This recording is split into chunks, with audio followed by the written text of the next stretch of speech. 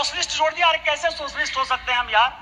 कोई कम्युनिस्ट हो सकता है, कोई कैपिटलिस्ट हो सकता है। तुमने जो है सोशलिस्ट पूरे प्रेम्बल को बदल दिया और आप संविधान बनाने की बात करते हो।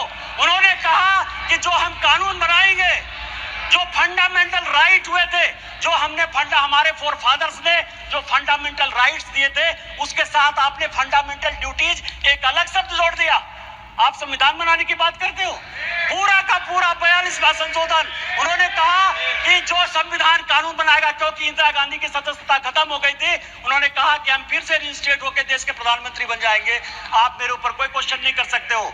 लोकसभा के जो समय है, समय सीमा 5 साल, उन्होंने कहा अब 6 साल होगा। खाता न वही, इंदिरा गांधी जो कहे सही, संविधान वही है।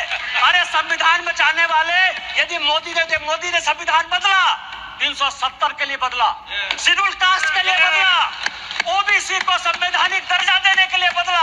और जब भी schedule caste, schedule tribe, OBC की बात होगी, हम संविधान बदलेंगे और हमको कोई संकोच नहीं।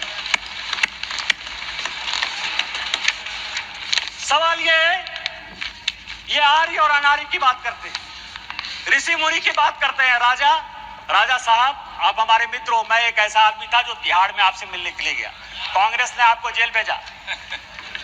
आपको पता है कि गुरु वशिष्ठ, विश्वामित्र, अगस्त मुनि, ये कोई भी ब्राह्मण नहीं थे।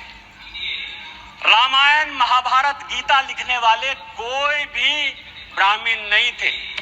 कोई भगवान ब्राह्मण नहीं है। रामायण वाल्मीकि ने लिखी, महाभारत वेद व्यास ने लिखा, चारों वेद और 13 उपनिषद सभी वेद व्यास ने लिखे, जो मछुआरे के बेटे थे। और चाहे वो ऋषि अगस्त हो, ऋषि कन्नन हो, आप जो है आर्य और अनार्य के बीच में। और आप ही के सांसद, कांग्रेस के सांसद, 1952 में जिस कांग्रेस के सांसद रामधारी सिंह दिनकर को नेहरू जी सांसद बनाकर लेकर आए, सांसद रहे, 12 साल रहे, देश के बहुत बड़े कवि, उन्होंने संस्कृति के 4 अध्याय लिखे। उस संस्कृति के 4 अध्याय में उन्होंने लिखा कि ना कोई आर्य है ना कोई अनार्य है।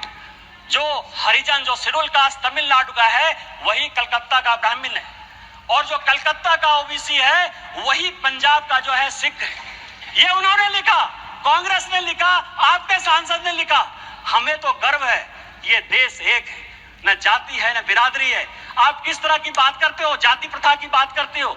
मैं एक बात कहना चाहता हूं, यहाँ जितने बुजुर्ग लोग बैठे हुए, स्वागत राय जी बैठे होंगे, आज से 50 साल पहले किसी बड़े घर में, किसी गांव में कहीं कोई शौचालय नहीं होता था। चाहे बड़े परिवार की महिलाएं हो या छोटे परिवार की महिलाएं हो, वो खेत में जाती थी। तो जब खेत में जाती थी तो मेहतर प्रथा कहां से आ गया?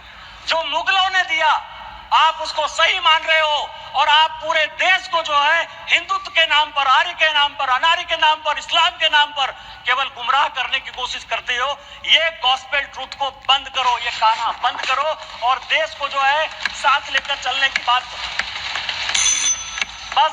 बस मैं अंत में, सभापति महोदय, एक पॉइंट कि कल कहा गया कि स्पीकर साहब जो है झुक के प्रधानमंत्री जी को जो है अभिवादन किए और राहुल जी को ऐसे। आज मैंने एक फोटो देखा थल सेना अध्यक्ष का। वर्दी में कहा जाता है कि किसी को प्रणाम नहीं करना चाहिए। आज सारे अखबारों में थल सेना अध्यक्ष का फोटो छपा है और अपनी मां को पैर छू के वर्दी में प्रणाम कर रहे हैं। तैत्तिरीय उपनिषद का एक श्लोक है, अभिवादनशीलस्य नित्यं वृद्धा पसेविनः चत्वारि तस्य वर्धन्ते आयुर्विद्या यशोबलम्। आपसे जो भी बड़े आदमी हैं, पद की, मर्यादा की कभी परवाह नहीं करिए। अभी पार्लियामेंट खत्म हुआ, मैं फरवरी की बात कर रहा हूं। जिस दिन पार्लियामेंट खत्म हुआ, मैं बाहर गाड़ी का वेट कर रहा था। मैं सबसे ज्यादा कांग्रेस पर अटैक करता हूं।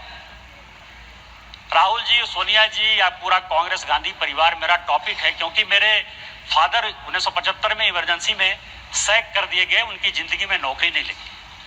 19 महीने मेरे परिवार के लोग इमरजेंसी में बंद रहे, इसलिए कांग्रेस के प्रति इतना विद्रोह या ये चीज जो है मेरे मन में है बचपन से है, क्योंकि मेरा बचपन मैंने देखा ही नहीं, क्योंकि हम लोग सभी देशद्रोही के परिवार के माने जाते थे। सोनिया जी आई, सोनिया जी ने मेरा हाथ पकड़ा सबके सामने, क्योंकि सबके सामने पब्लिक में एक काम हुआ, इसलिए मैं पब्लिक में बात कर रहा हूं।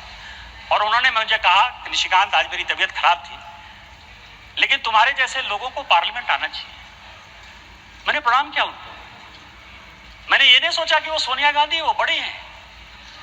आप किस तरह के डिस्कोर्स में ले जाना चाहते हो? माननीय मोदी जी हमारे पार्टी के बड़े आदमी हैं। पार्टी टिकट दी तो ओम बिरला जो है इस कुर्सी पर बैठे। यदि उनको पैर छू के भी प्रणाम कर लेते ओम बिरला जी, तो उस कुर्सी की ताकत कम नहीं होती। आपको भारतीय सभ्यता और संस्कृति के बारे में नहीं पता है, और यदि भारतीय सभ्यता संस्कृति के बारे में नहीं पता है तो आप जिंदगी में कुछ नहीं कर सकते हो। आज आप 98 में हो, अगले चुनाव में आपको जो है लीडर ऑफ द अपोजिशन का भी मौका नहीं मिलेगा। आपने मुझे